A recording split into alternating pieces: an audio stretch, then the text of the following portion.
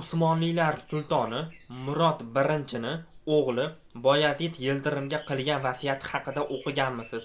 Bilmasangiz sizlar bilan hozir shu mavzu haqida gaplashamiz.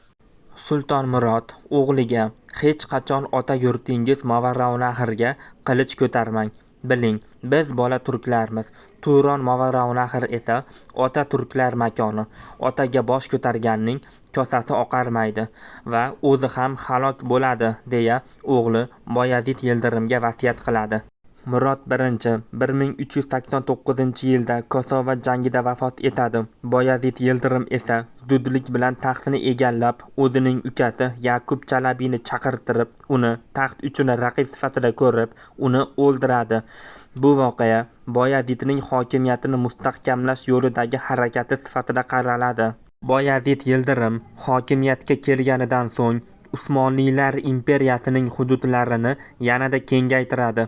U o'zining tezkor harakatlari va harbiy yurishlari bilan tanilgan bo'lib, Yildirim chaqmoq laqabini ham shu sabab olgan.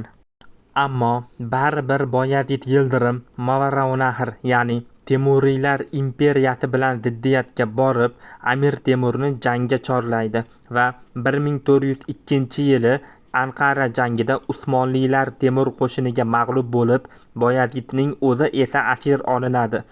Xuddi Sulton Murod aytganidek, Boyazid Yildirim urushda mag'lub bo'lib, o'zi ham halok bo'ladi. Imperiya esa parchalanib, Boyazid Yildirim hokimiyatga kelishidan avvalgi holatiga qaytib qoladi. Sizning bu urush haqida fikringiz qanday? Amir Temur Usmonli imperiyasiga yurish qilib xato qilganmi yoki Boyazid Yildirim Amir Temurni jangga chorlab xato qilganmi? Fikringizni izohlarga yozib qoldiring.